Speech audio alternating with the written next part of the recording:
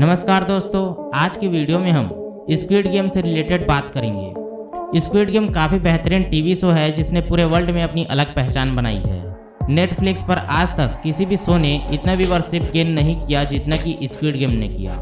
अब वो गेम के टास्क हो या टीम वर्क में की गई प्लानिंग, स्क्विड गेम में दिखाए गए हर किरदार अपने आप में खास रहे हैं। और आज की वीडियो में हम स्क्विड गेम से रिलेटेड 10 ऐसे फैक्ट्स बताएंगे जो शायद आपको ना पता हो, जैसे कि स्क्विड गेम जापान के किस बुक की स्टोरी से इंस्पायर है, रेड लाइट ग्रीन लाइट में दिखाई गई डॉल कोरिया के किस बुक से कॉपी की गई है, और कोरियन एक्टर्स के बीच इंडियन एक्टर अनुपम त्रिपाठी को क्यों कास्ट किया गया, और क्या हुआ जब लोग स्क्विड गेम देखने के बाद कार्ड के ऊपर लिखे नंबर पे कॉल करने लगे।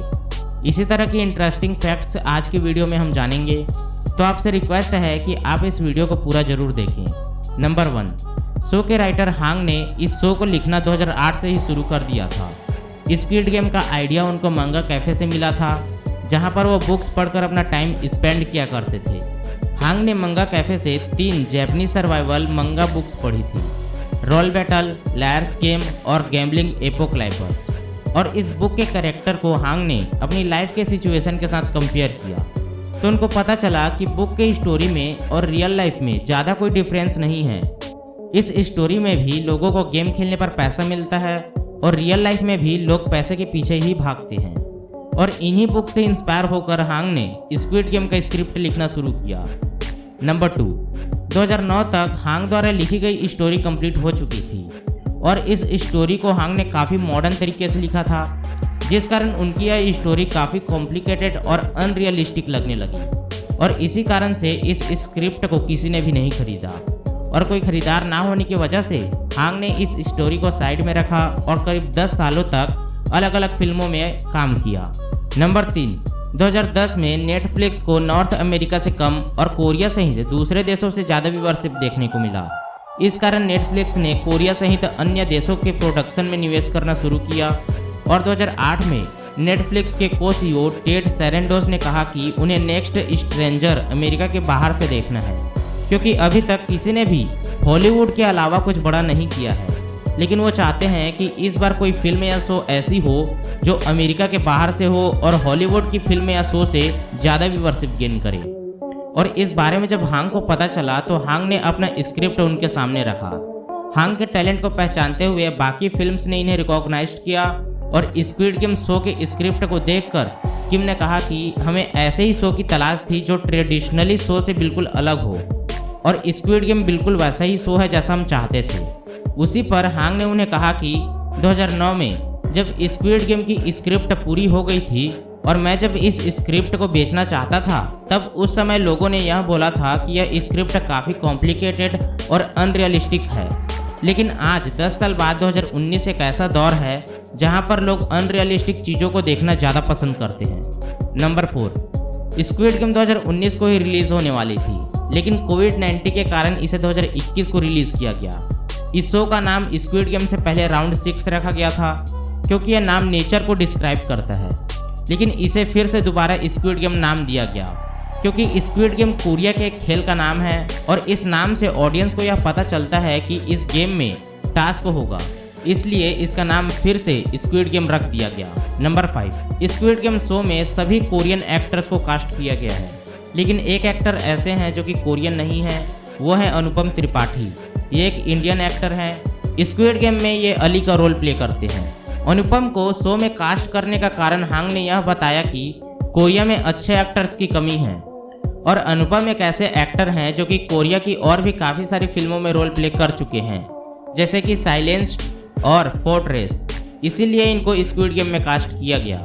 नंबर 6, स्क्विड गेम में हमें देखने को मिलता है कि जो भी गेम में पार्टिसिपेंट होता है उन सभी लोगों के ड्रेस का कलर ग्रीन होता है, और जितने भी गार्ड्स होते हैं उनके ड्रेस का कलर पिंक होता है। इसका सबसे बड़ा कारण ट्रेनिंग बॉक है, जिसका कोरिया में मतलब होता है स्पोर्ट्स वियर। ग्रीन कलर 1970 के एथलीट से इंस्पायर है। दरअसल दोस्तों 1970 के समय में जो भी एथलीट में दौड़ता था या साइकिलिंग करता था या कोई भी स्पोर्ट्स का काम करता था, वो ग्रीन कलर का ट्रैक सूट पहनकर ये काम करते थे। इसलिए स्क्विड गेम में पार्टिसिपेंट करने वाले लोगों को ग्रीन कलर का ड्रेस पहनाया गया। और जहाँ तक दोस्तों पिंक कलर के ड्रेस की बात रही, वो 1980 के कोरिया के स्कूल थीम पर बेस्ड है। 1980 के समय में कोरिया के स्कूल में ग्रीन और पिंक एक कॉमन सब्जेक्ट हुआ करता था, जिसमें ग्रीन प्लेयर जो होते थे वो पिंक कलर के प्लेयर से डरते थे। इस कारण स्क्विड गेम में गार्ड्स को पिंक कलर का ड्रेस दिया गया। नंबर 7, स्क्विड गेम के first episode green light red light में रोबोट डॉल को दिखाया गया है, जो कि 1970 और 1980 के दशक में कोरियन टेक्स्ट बुक चुलसू और यंग ही के कवर पे था, और इस डॉल को उसी टेक्स्ट बुक से कॉपी किया गया। और ऐसा इसलिए किया गया कि जब भी कोई कोरियन व्यूअर ये शो देखे तो उन्हें अपने स्कूल टाइम की याद आए और उन्हें पता चले कि उनके स्कूल के समय में भी ये डॉल उनके टेक्स्ट बुक पर हुआ करती थी। Number 8, strategy. इस फैक्ट में दोस्तों हम जानेंगे कि स्क्विड गेम को फेमस करने के लिए इन्होंने कौन कौन सी स्ट्रेटेजी अपनाई। 2 और 3 अक्टूबर को पेरिस में स्क्विड गेम के नाम से पॉपअप स्टोर खोला गया और लोगों को चैलेंज दिया गया कि अगर कोई 1 मिनट 30 सेकंड में डागलोना से सही शेप निकाल लेगा तो उसे 1 महीने के लिए फ्री में नेटफ्लिक्स का सब्सक्रिप्शन दिया जाएगा। दोस्तों डागलोना का मतलब वही है जैसा कि आप वीडियो में देख रहे हैं। इस प्रकार के शेप को बाहर निकालना था और जो भी समय पर शेप को बाहर निकाल लेता उसे 1 महीने का नेटफ्लिक्स का सब्सक्रिप्शन दिया जाता। इसी तरह की और भी बहुत सारी स्ट्रेटजी उन्होंने अपनाई, तब जाकर के स्क्विड गेम पॉपुलर हुआ। नंबर 9, स्क्विड गेम 17 सितंबर 2021 को रिलीज हुई और इसने 17 दिनों के अंदर ही 111 मिलियन प्लस व्यूवरशिप गेन कर लिया और यूके सहित 90 देशों में सबसे ज़्यादा देखे जाने वाला नंबर 1 शो बन गया। और देखते ही देखते इसकी डिमांड इतनी ज़्यादा बढ़ गई कि इसे 34 लैंग्वेजेस में डब करना पड़ा।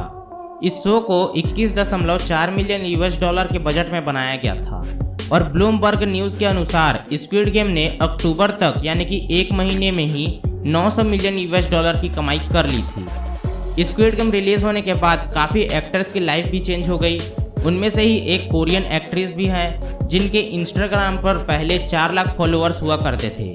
वहीं स्क्विड गेम के बाद इनके इंस्टाग्राम के फॉलोअर्स की संख्या 4 लाख से बढ़कर 23 मिलियन हो गई और उन्हें फैशन ब्रांड लुइस विटन का ग्लोबल एम्बेसडर भी बनाया गया। नंबर 10, साउथ कोरिया में जब स्क्विड गेम लॉन्च हुआ था तो वहाँ के नेटवर्क में ट्रैफिक बहुत ज़्यादा बढ़ गया, जिस वजह से वहाँ का नेटवर्क जाम हो गया और इस कारण से वहाँ के एसके ब्रॉडबैंड ने नेटफ्लिक्स के ऊपर केस कर दिया और ब्रॉडबैंड को जो भी नुकसान हुआ उसका मेंटेनेंस कॉस्ट उसने नेटफ्लिक्स वसूल किया। और उसी दौरान नेटफ्लिक्स को यह भी पता चला कि शो में इस्तेमाल किए गए फ़ोन नंबर एक निजी निवासी का है और उस निवासी ने उन्हें बताया कि उन्हें हर रोज़ 4000 से भी ज़्यादा कॉल आते थे और वो सभी लोग रियल लाइफ वर्जन में ये गेम खेलने के लिए पूछते थे कि हम इसमें पार्टिसिपेंट कैसे कर सकते हैं। इस पर नेटफ्लिक्स ने अपना बयान दिया और कहा कि किसी की गलती के कारण से वो नंबर शो में ऐड हो गया है, हम उस नंबर को जल्द से जल्द बदल देंगे। वीडियो खत्म करने से पहले दोस्तों आपको इस वीडियो का कौन सा फैक्ट सबसे अच्छा लगा आप हमें कमेंट कर जरूर बताएं। इसी तरह की और भी इंटरेस्टिंग वीडियो देखने के लिए आप हमारे चैनल को सब्सक्राइब कर सकते हैं। फिर मिलेंगे किसी नई वीडियो के साथ, तब तक के लिए धन्यवाद।